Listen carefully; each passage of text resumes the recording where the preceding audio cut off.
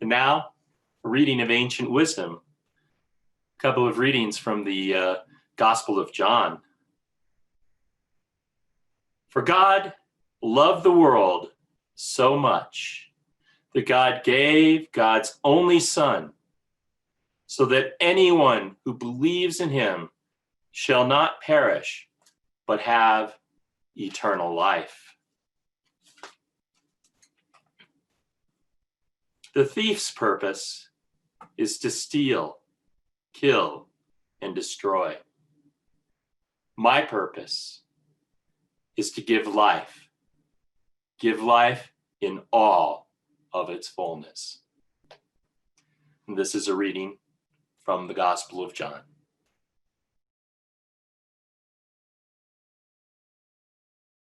Good morning, Cameron.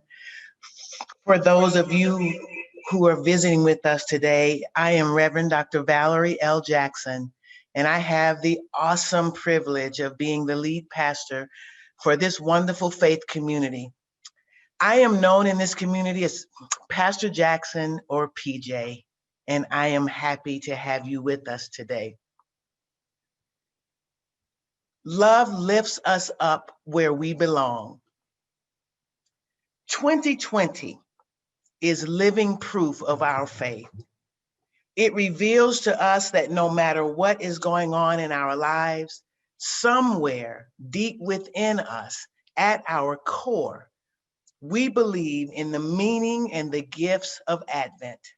We still pause to honor Advent, to light the weekly Advent candles, while reflecting on weekly themes, and most importantly, we still pause to remember, give thanks for, and celebrate the birth of the Christ child, while also waiting for the light of that child to shine bright amid our various sorrows and longings. And this week, we pause to honor Advent and the Christ child in the context of the promise and the call of love. Love is powerful and transformative, they say. Love is a many splendid thing, they say. Well, yes, at the very least, love is a many splendid thing. For there is agape love, a love that is unconditional, uncensored. It is a namaste kind of love, a love that sees and honors the divine in all humanity and creation. There is eros love, a love that is rooted in romance, passion, and physical or sexual intimacy. There is phileo love, a love that is between equals. It is mutually beneficial, life-giving, and life-affirming. There is also philatia love. It is a love that is rooted in self-love, self-care, and self-advocacy.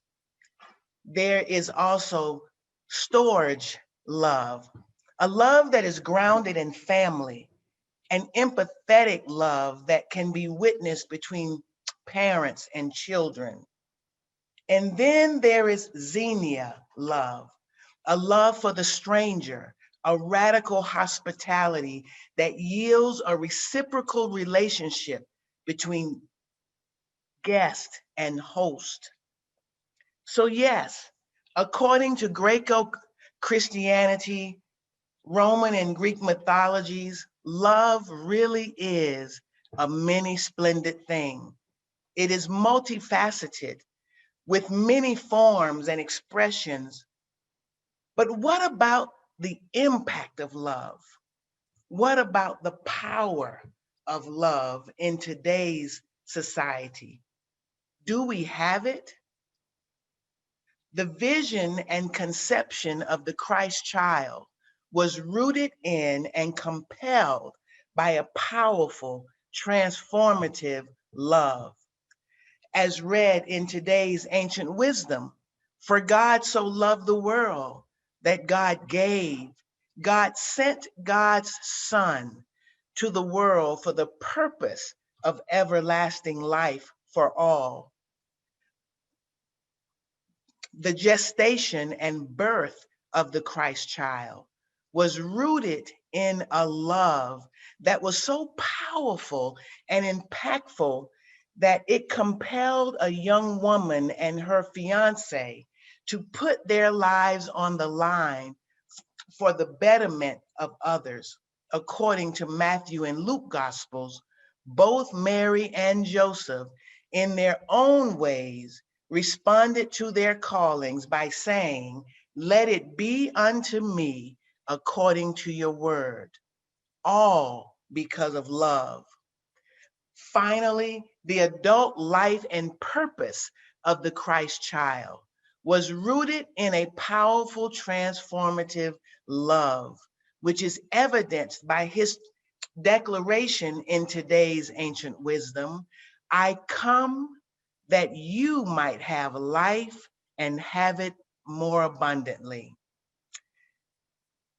So, my friends, if we are followers of the ways established by the Christ child, the Christ adult, where is the transformative power of our love? Studies say that the USA has the highest population of Christ followers in the world, with a whopping 65% of the population identifying themselves as Christians. This study was done in 2019. If this is true, then where is our power? Where is the power of our love? Why are we in the mess that we are in? I'm reminded of a hymn that says, "They shall know we are Christians by our love." But regretfully, we are indeed known by our love, but not the life-giving, life-affirmative, transformative power of it. Instead, we are known by our lack of it. Honestly, it seems that we don't know how to love. It seems that in all of our USA superpowerness, we have hijacked agape love with a colonized writing and reading of the sacred text that we know as the Bible, such as the colonized theology of original sin. So instead of seeing the sacred or the divine in each other, we look at each other and see sin, ugliness, and danger. This is evident by the young man, 23 years old, killed this week, going into his home, having no weapons on him, only his keys as he began to insert them into the front door of his home. He was shot and killed. We have hijacked love known as eros with misogyny, patriarchy, and heteronormativity. This is why men feel it is their right to objectify and force sex on women. This is why so many women who are wives feel it is their duty to give themselves to their husbands. Yes, Cameron, this is still happening in 2020. We have hijacked phileo love with white and male supremacy through the practice of the isms, racism, sexism, ageism, ableism, and so many more. The standard of rightness in our society is based in the white and male cultures. Yes, we have hijacked phileo love. We are no longer able to love based on equality. We have hijacked also philotia, love, with self-centeredness and narcissism and a lack of self-awareness, a lack of knowing who and how we show up in community, and our judgment against people who dare to self-advocate. We have hijacked storage love with our parenting manipulations of raising children to be who we want them to be instead of who they really are. And finally, we have hijacked Zernia love with xenophobia, fear and oppression of the stranger. This is why we have the issues with immigration that we have. A nation built upon immigrants now oppressing immigrants. This is why we have racial profiling, all because we have hijacked xenia. My Cameron family, we Americans have compromised the vision and the power of love, the hope of everlasting life more abundantly for all people. It seems we need a reboot. In fact, maybe John's gospel is right when it says we must be born again. Words that I have resisted for so many years, that I have attributed to the evangelical side of Christianity. But maybe we do. We must be born again. And this time, though, with a new consciousness, one that is not tainted by colonization or isms. In the words of Martin Luther King, I'm reminded of the quote, "Nothing in all the world is more dangerous than sincere ignorance and conscientious stupidity." We Americans need to reclaim the transformative power of love so that love can lift us up where we belong, so that love can usher us into the vision of beloved community, or thy kingdom come on earth as it is in heaven. We must live into a love that empowers us to love who we are, just as the divine has created and designed us to be. A love that empowers us to advocate for the love and respect that we deserve without the threat of judgment and exclusion. We, we recently witnessed this at our church conference when we saw Marion speak up and advocate for herself regarding annual conference meetings. We have seen this on Facebook with Jason when he took to Facebook to speak about what life is like for him as a Black man. We have witnessed Jason and Kate advocate for their daughter, Loveland.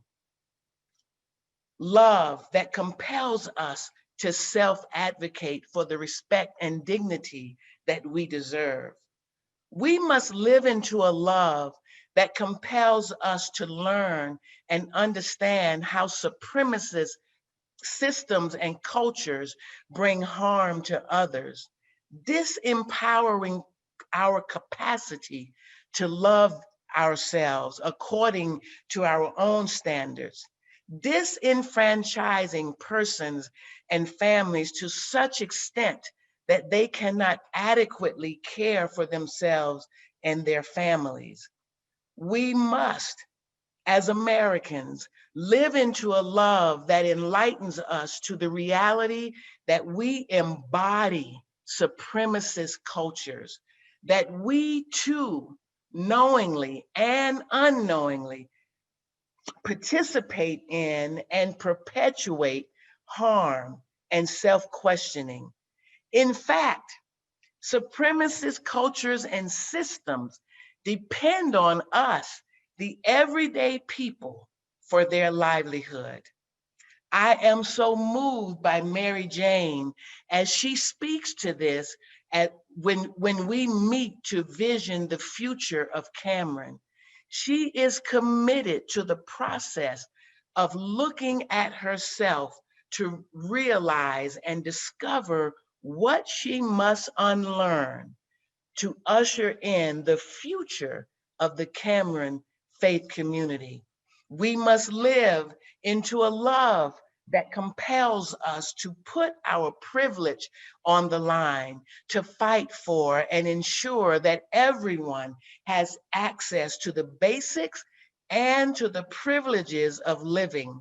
We just saw that this morning in our cares and concerns when Kenna spoke about seeing more and more homeless people on the street, more and more tents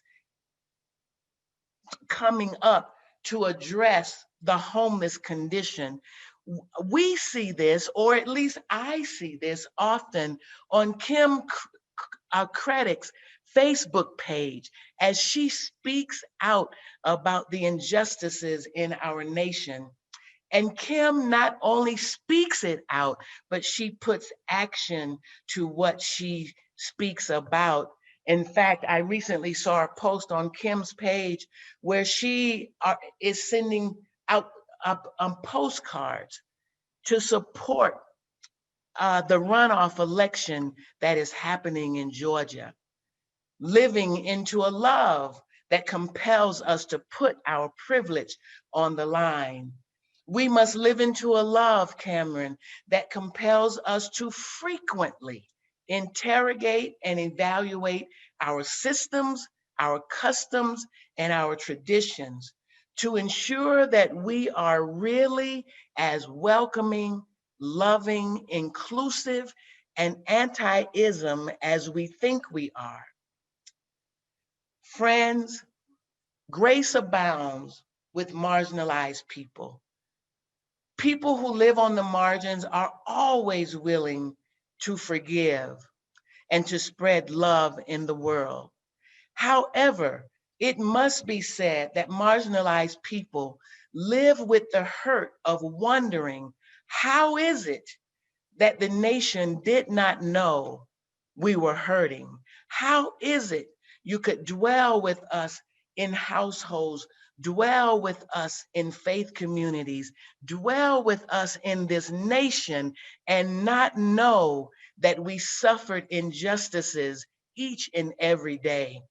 We must live into a love that compels us to analyze our lives critically, a love that compels us to learn the languages, cultures, and customs of others, so that when we build relationships, we build them with persons and families in ways that are relevant and meaningful for all who are involved.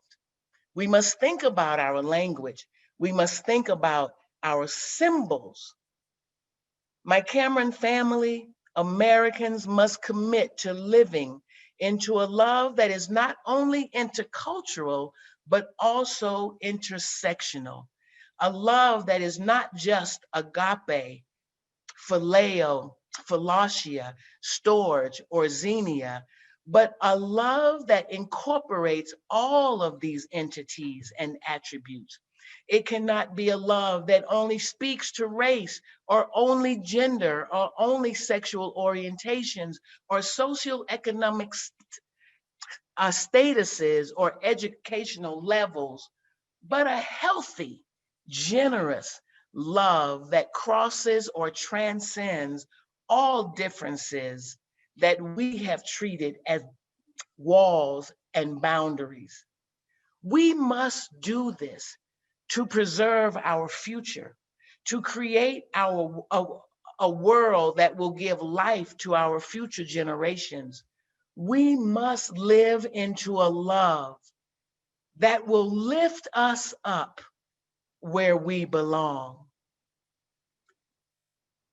Let us pray.